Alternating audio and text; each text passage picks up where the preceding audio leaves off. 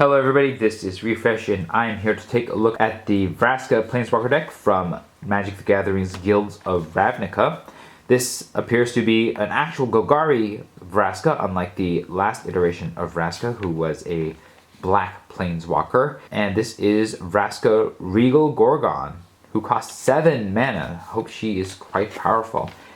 The back says, Vraska's life has been defined by violence, and she will stop at nothing to bring justice to those who have wronged her. Fill your graveyard with creatures and then draw on the power of death to crush your foes. This includes a deck box, a 60-card deck, and it says you can play tabletop or online because it contains a code for Magic the Gathering Arena. So buying this gets you a digital and a paper product as well. You also get 2 15-card booster packs, a strategy insert, and 2 reference cards. Let's go ahead and take a look at what's inside. Alright, here's our Vraska Regal Gorgon, all foil and shiny. And it says here that she's a legendary Planeswalker Vraska. For +2, put a +1/+1 counter on up to 1 target creature. That creature gains menace until end of turn. For -3, destroy target creature, always welcome on a Planeswalker. And -10, for each creature card in your graveyard, put a +1/+1 counter on each creature you control, potentially making all of your creatures swole. That's the right word, right? We also have a deck box with some art for Vraska, who, wow, she has quite the talons there, and some sort of growth upon her dress. Let's go ahead and take a look at what's inside. We have our deck. We have our 2 packs of Guilds of Ravnica, including one of which features Vraska herself. And we have Hey Before You Play, which is telling us that the deck is ready to go to play it, to learn how it works before we open the included booster packs and start messing with it. It says playing the deck, this is the strategy part. Vraska is always planning and scheming, seeking a long-term advantage even at the cost of short-term losses. Throw your creatures into danger with abandon and don't hesitate to trade them off in combat. For you, the graveyard is a power source that only gets stronger as the game goes on. Force your opponents to spend their tricks and removal early, then draw your superior resources to crush them as they run out of gas. This is still pretty vague. Now, this does seem to indicate that the undergrowth mechanic is what is being used here, and it says right here, undergrowth appears on cards with effects that get stronger once you have more creatures in your graveyard. And so that does seem to be indicating that is the plan here, but it doesn't really do that good of a job on telling you what cards do what in your deck and how you're actually supposed to play it, or whether this is a control or mid-range or aggressive strategy. And I guess this is nice to have these little bits of text here, because with these more advanced sets, you're not going to have descriptions of what all these keywords do on the actual cards themselves. As for Vraska Regal Gorgon, the Gorgon Planeswalker Vraska is no stranger to death. She's seen and caused enough of it that it holds no fear for her, and she's not squeamish about using whatever resources it leaves behind. Even when she seems to be defeated, she eventually rises again, strengthened by the ordeal and hungry for vengeance. That's also kind of a vague description of Vraska. And I kind of wish that there was a little bit more story about who she was and what she's doing, and it doesn't even say that she's like the Golgari queen or anything like that. So a little disappointing in terms of a description of the character. Consequently, this little guide here is fairly disappointing. There's also an ad at the bottom for Arena. That's cool, go play Arena, yay. And then on the back, it tells you a little bit about what a Planeswalker is and how to use them.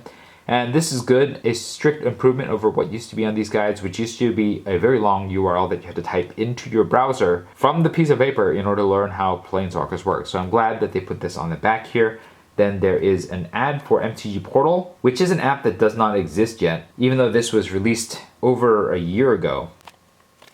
Alright, let's go ahead and take a look at the deck itself. One of our rares is the Beast Whisperer. It is an elf druid. Whenever you cast a creature spell, you draw a card. So this will help you refill as you cast creature spells. A very good card.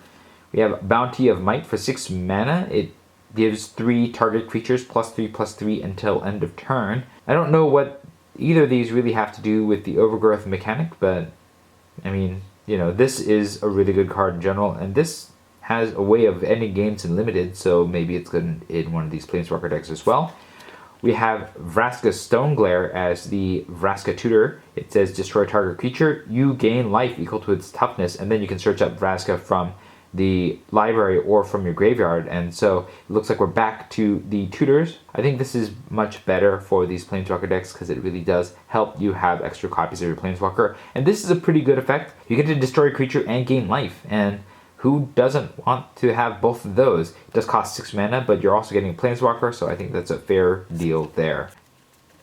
Crawl Raider appears to be Vraska's common card. It is a 2/3 for 3 insect warrior with menace. It's pretty simple. I don't know how it quite fits into the strategy aside from suggesting that we're being a bit more on the aggressive side. Attendant of Vraska is Vraska's unique uncommon, and it is a 3 mana 3/3 zombie soldier. When Attendant of Vraska dies, if you control a Vraska Planeswalker, you gain life equal to Attendant of Vraska's power. So it's a 3/3 for 3, which is not bad as far as your casual decks are concerned, and it gives you just a little bit of trinket life gain if you control Vraska. Doesn't really have much to do with the theme of the deck if the theme of the deck is Undergrowth. Alright, we have a couple tip cards here which gives you information about the phases and steps of the turn, attacking and blocking.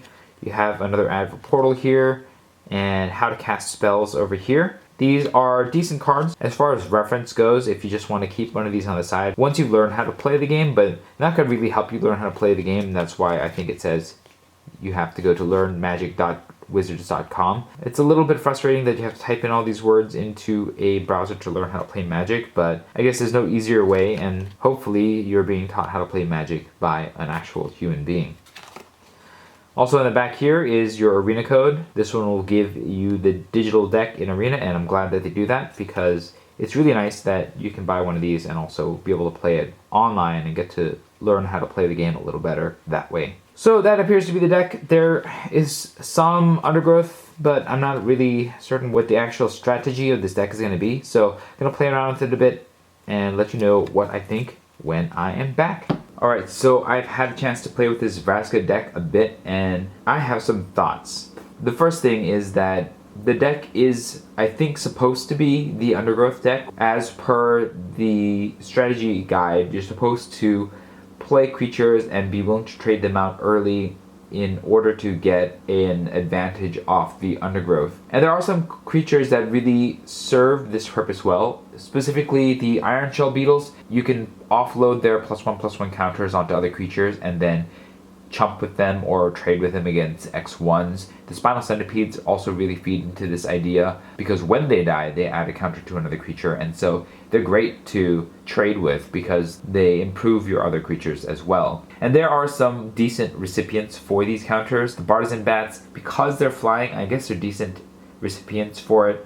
And then the payoffs include the Rhizome Lurcher, the Kraul Foragers, the Lotlith Giant, and then Vraska's Ultimate. And that's it in terms of the payoffs. So I feel like this deck is just a little bit short on payoffs because, yeah, sure, you can trade your creatures and then put them into the graveyard, but if you don't trade them, or if you're in a situation where it's not advantageous for you to trade your creatures, like for example, if they are defending you from your life total from getting to burn range, then a lot of these payoffs aren't going to work, and there's no way, aside from the Glowspore Shamans, to put your own creatures into the graveyard from your library. And so usually you're casting them and hoping to trade them because you can't really chump with them because that's going to put you behind, and the payoffs are actually kind of weak for the purpose of chumping. So I don't really see this as a deck that would do well specifically following the strategy that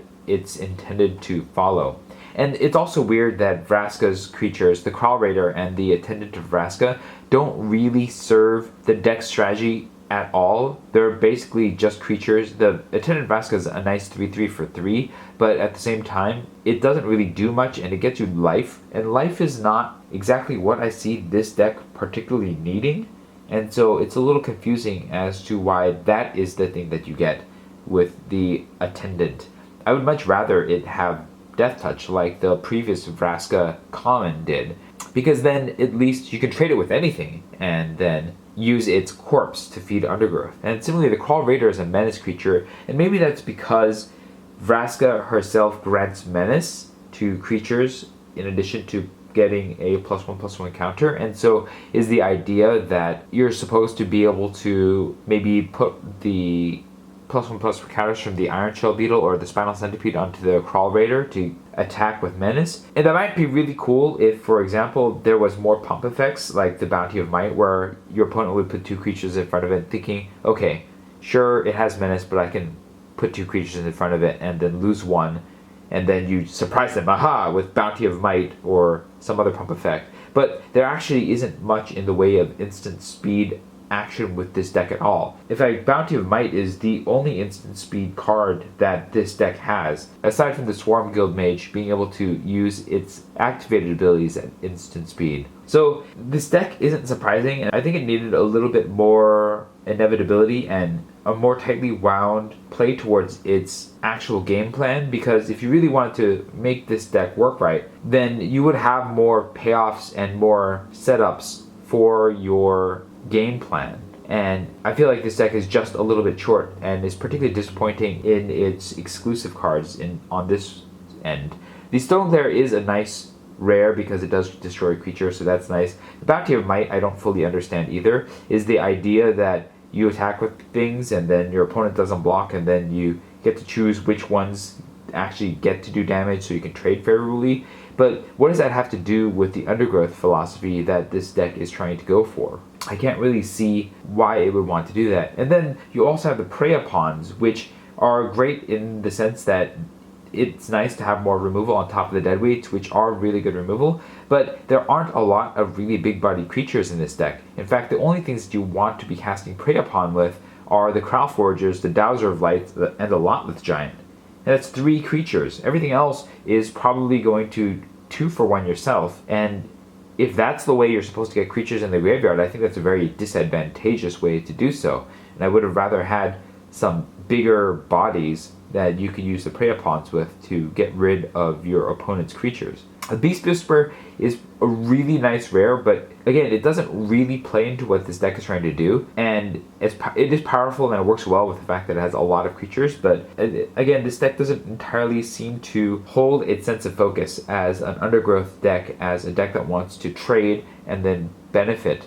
And I wish that there were an actual rare level benefit besides Vraska's ultimate that would really encourage a player to want to throw away their creatures and stock their graveyard. And I wish there were at least one more source of being able to stock your graveyard directly from your library, and maybe take advantage of the cards that were put into the graveyard, like a Find Finality. Now that'd be a fantastic rare to have in your deck, because not only does it act as a board wipe, but all the cards that you're throwing into your deck with Glowspore Shamans, you can then dig back up. And so I kind of wish this deck had a little bit more of that. It also suffers from having 26 lands when the deck really only needs 24, so it's not very instructive on what you're supposed to do with your lands in a deck. And I think that a lot of players are going to find this deck disappointing. Even if you're going to tweak it, I would probably want to tweak out a large percentage of this deck as opposed to just a small percentage of this deck. If the idea of Undergrowth appeals to you, this is still an okay starting point, instead of just like opening packs randomly to build that deck. But you might do better just buying singles and finding some Undergrowth deck online. So this is pretty average, I think, for a lot of Planeswalker decks. They're just kind of disappointing. They don't really follow what they're trying to do well. At least Vraska half serves the deck that she's trying to play here, but it's not quite a value deck, and it's kind of like a mid-rangey deck with a mild Undergrowth theme that doesn't quite have enough payoffs for it to be exciting. And so unless Vraska is your jam and you just want to play with the Gorgon Queen, you might consider looking elsewhere to build your Golgari Undergrowth strategy. Let me know what your thoughts are about this deck in the comments below. If you found this video helpful, hit the like button. If you'd like to see more such videos, hit subscribe. This was Refresh. Thanks for watching, and I will see you next time.